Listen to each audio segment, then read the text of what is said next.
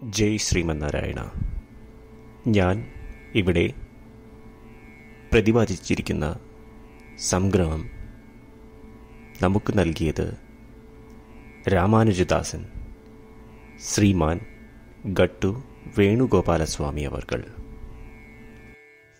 അധ്യായം 16 ദൈവ അസുര സമ്പദ് വിഭാഗയോഗ. ശ്ലോകം 3.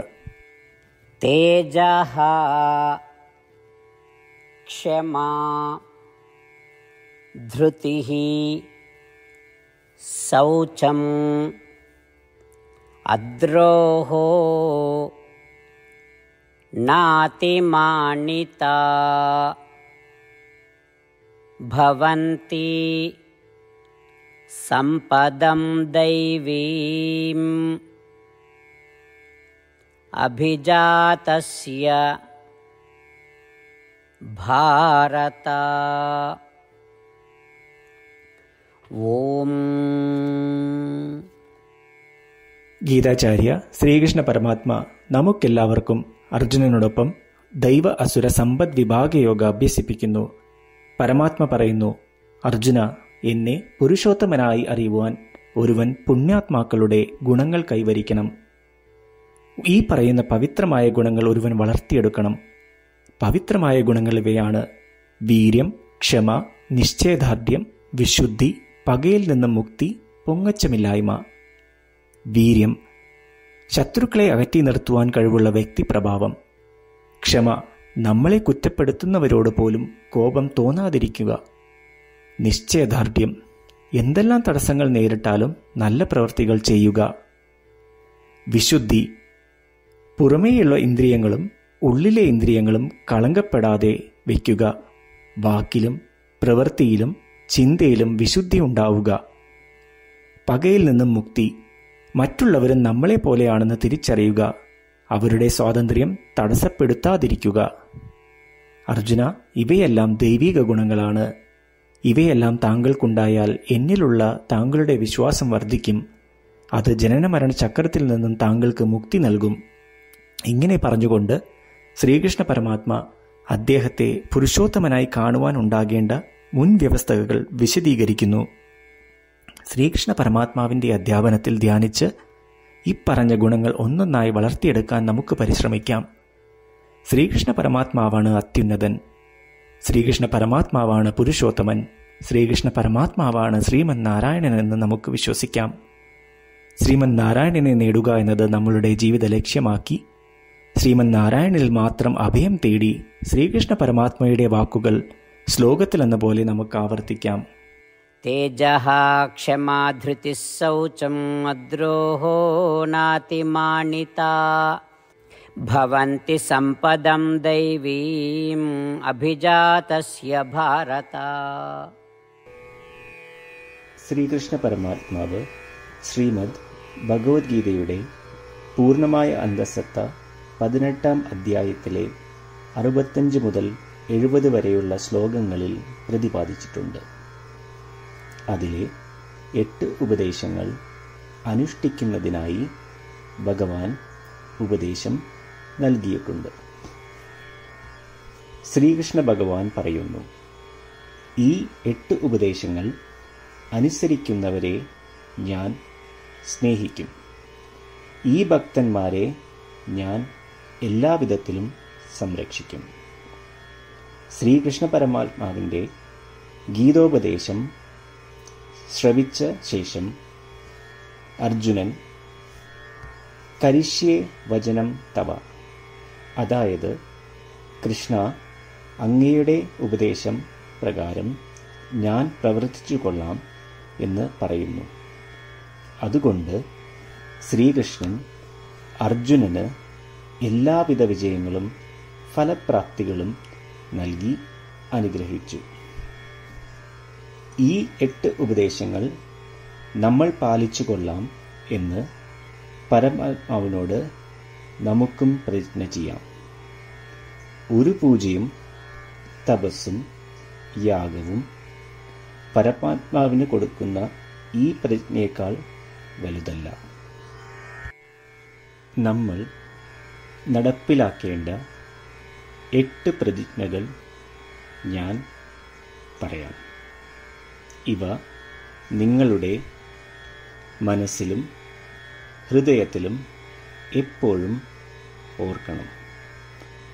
ഇപ്രകാരം ചെയ്യാം എന്ന് നമ്മൾ ശ്രീകൃഷ്ണ ഭഗവാന് വാക്ക് കൊടുക്കുമ്പോൾ ഭഗവാന്റെ മുഖം സന്തോഷത്താൽ പ്രകാശിക്കുന്നത് നമുക്ക് ദൃശ്യവൽക്കരിക്കാം.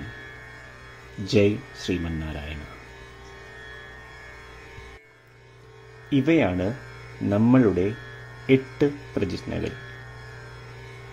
ഓ ശ്രീമന്നാരായണ, അവിടുന്ന് ഉപദേശിച്ച പ്രകാരം ഞാൻ എപ്പോഴും അങ്ങയെ ഓർക്കുകയും ധ്യാനിക്കുകയും ചെയ്യും. ഓ ശ്രീമന്നാരായണ, അവിടുന്ന് നിർദ്ദേശിച്ച പോലെ ഞാൻ എന്നും അങ്ങയുടെ വിശ്വസ്തനായ അനുയായി ആയിരിക്കും. ഓ ശ്രീമന്നാരായണ, അങ്ങയുടെ സേവനത്തിനും സംതൃപ്തിക്കും വേണ്ടി ഞാൻ എൻ്റെ എല്ലാ പ്രവൃത്തികളും ചെയ്തു കൊള്ളാം.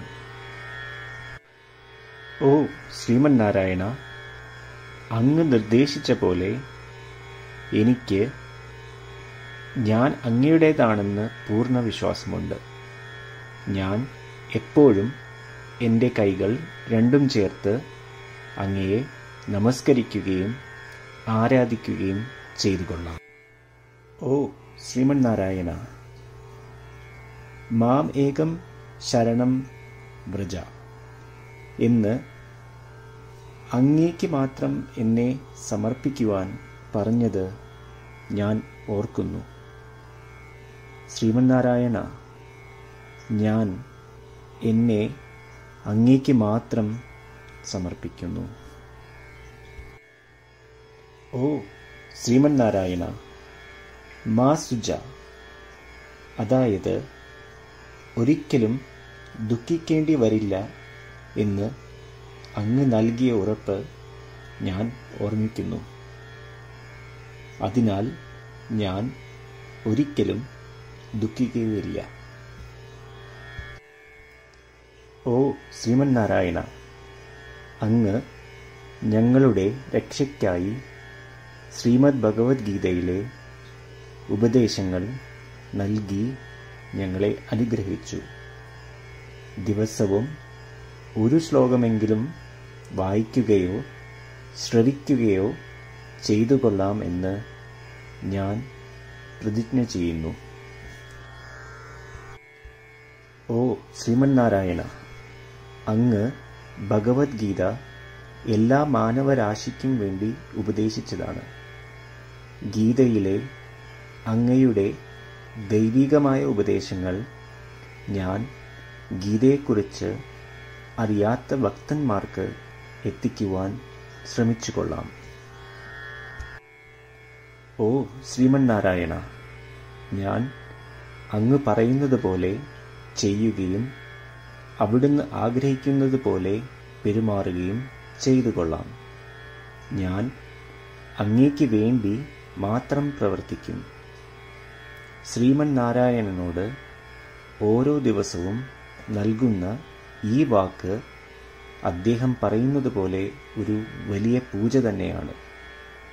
അചഞ്ചലമായ ഭക്തിയോടും വിശ്വാസത്തോടും കൂടി നമ്മുടെ പ്രതിജ്ഞ അദ്ദേഹത്തിന് സമർപ്പിക്കാം. ശ്രീമന്നാരായണ, കരിഷ്യേ വചനം തവ.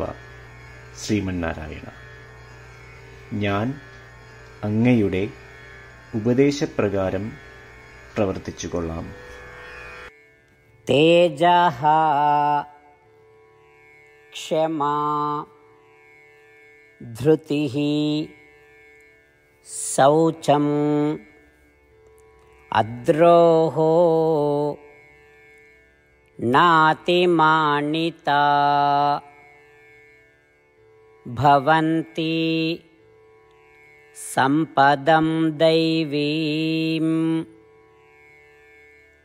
അഭിജാതസ്യ ഭാരത. ഓം തേജഃ ക്ഷമാ ധൃതിഃ ശൗചം അദ്രോഹോ നാതിമാനിത ഭവന്തി സമ്പദം ദൈവീം അഭിജാതസ്യ ഭാരത. ശ്രീമന്നാരായണ, എല്ലാ ഭക്തരോടും ഒരു പ്രത്യേക അഭ്യർത്ഥന. നമ്മളുടെ ജീവിതത്തിൽ നമുക്ക് എല്ലാ കാര്യങ്ങൾക്കും ഉടനടി ഫലപ്രദമായ പരിണിതഫലം വേണം. ഇത് നേടുന്നതിനായി നമുക്ക് ഒരു നിമിഷം ദിനവും നാരായണാസ്ത്രം പാരായണം ചെയ്യാം.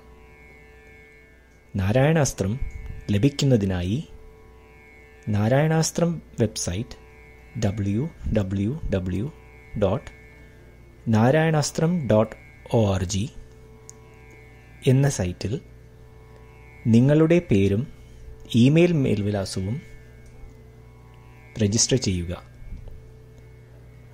ഇപ്രകാരം ചെയ്യുന്നവർക്ക് ഒരു നാരായണാസ്ത്രം PDF ഇമെയിലിൽ അയച്ചു തരുന്നതാണ്. ഈ PDF-ൽ ഒരു രാമായണ ശ്ലോകം, ഒരു ഗീതാശ്ലോകം, ഒരു വിഷ്ണുനാമം എന്നിങ്ങനെ അടങ്ങിയിരിക്കുന്നു. ഇവ മൂന്നും ചേർന്ന് നാരായണാസ്ത്രം എന്ന പേരിൽ അറിയപ്പെടുന്നു. ഏവർക്കും വിവിധ ശ്ലോകങ്ങളാവും അയച്ചു തരിക. 24,000 ഭക്തരോടൊപ്പം ഏവരും തൻ്റെ നാരായണാസ്ത്രം ദിനവും വായിക്കുകയോ ശ്രവിക്കുകയോ ചെയ്യുമ്പോൾ ഒരു സമ്പൂർണ്ണ രാമായണ പാരായണം, 33 ശ്രീമദ് ഭഗവത്ഗീത പാരായണവും 24 ശ്രീ വിഷ്ണു സഹസ്രനാമ സ്തോത്ര പാരായണവും പൂർത്തീകരിക്കപ്പെടും. ഇത് ദിനവും ചെയ്യുന്നതിലൂടെ അത്യന്തം ശ്രദ്ധേയവും അസാധാരണവുമായ ഒരു ഫലമാണ് കൈവരിക്കാവുന്നത്. ഇതുകൊണ്ട് താങ്കളും താങ്കളുടെ കുടുംബാംഗങ്ങളും ഉടൻ തന്നെ പോയി തങ്ങളുടെ നാരായണാസ്ത്രം കൈപ്പറ്റേണ്ടതാണ്. ജയ് ശ്രീമന്നാരായണ.